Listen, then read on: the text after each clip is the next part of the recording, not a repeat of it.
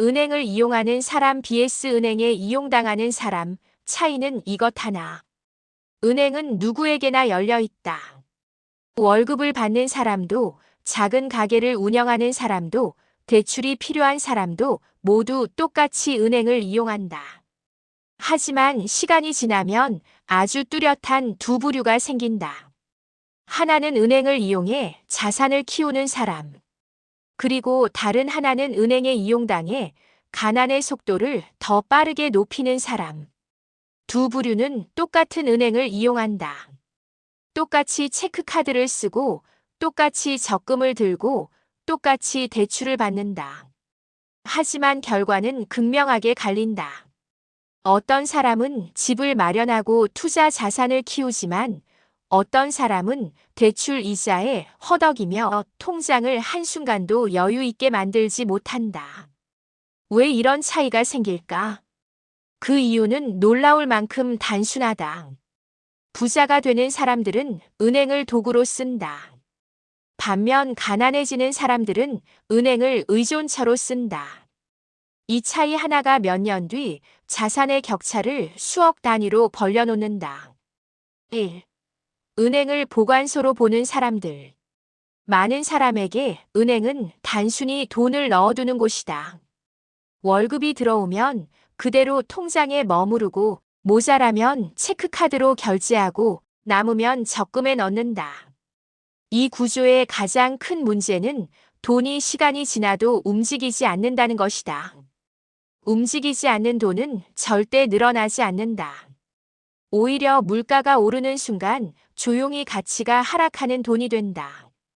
이런 사람들은 은행의 서비스 중 단 하나만 활용한다. 입출금. 은행은 절대 이런 소비자에게 아무것도 해주지 않는다. 은행은 돈을 보관해주지만 그 보관 비용만큼의 이자만 겨우 준다.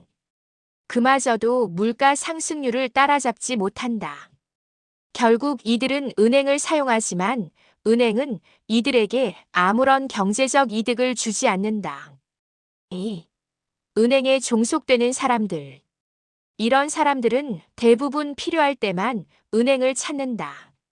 카드값이 부족할 때, 대출이 급할 때, 당장 해결해야 할 지출이 생겼을 때.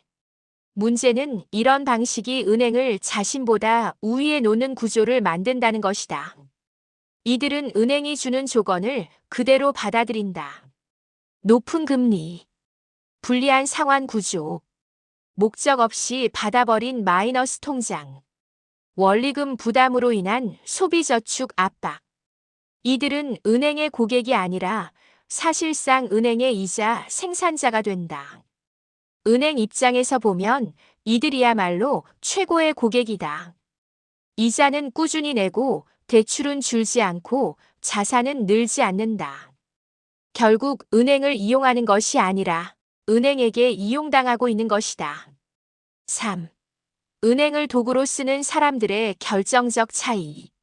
반대로 자산이 빠르게 늘어나는 사람들은 은행을 보는 관점이 완전히 다르다.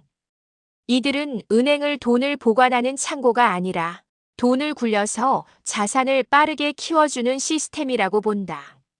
그 비밀은 단 하나. 은행을 지출이 아니라 레버리지로 사용한다. 레버리지란 쉽게 말해 남의 돈을 활용해 내 자산을 크게 만드는 것이다. 이들은 대출을 무조건 두려워하지 않는다. 대출이 위험한 것이 아니라 대출을 잘못 쓰는 것이 위험하다는 사실을 알고 있다.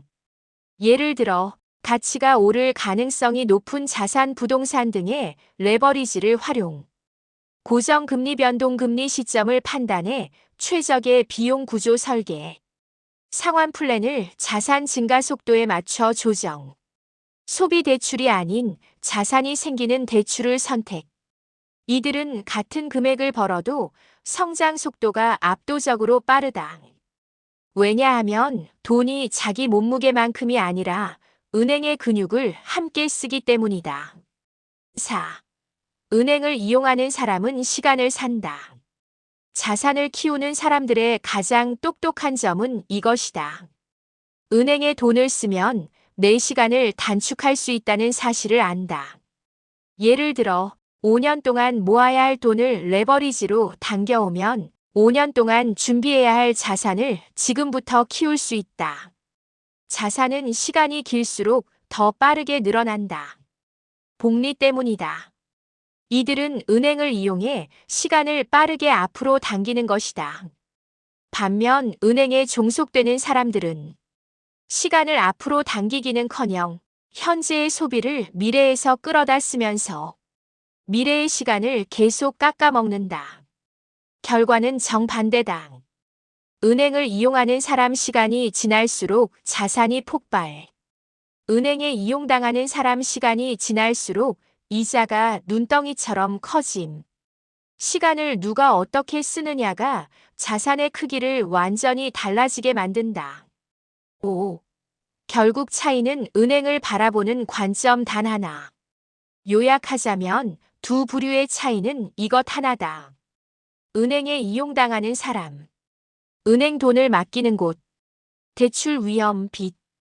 은행 서비스를 필요할 때만 사용. 지출 대출 위주. 이자 부담이 커지며 자산이 쌓이지 않음. 은행을 이용하는 사람. 은행 돈을 굴리는 도구. 대출 레버리지, 자산 성장 엔진. 은행 서비스의 구조를 이해하고 설계에 사용. 투자 목적 대출 활용. 시간이 지날수록 자산 성장 속도가 가속화.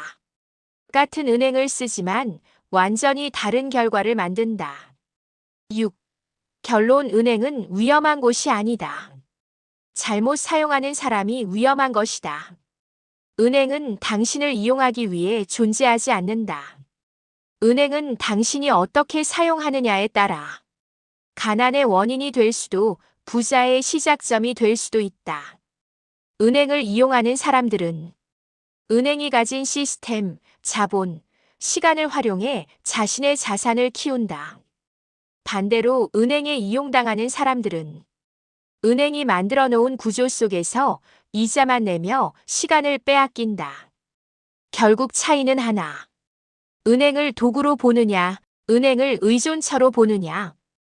이 관점을 바꾸는 순간 은행은 당신의 적이 아니라 가장 강력한 자산 성장 엔진이 될 것이다.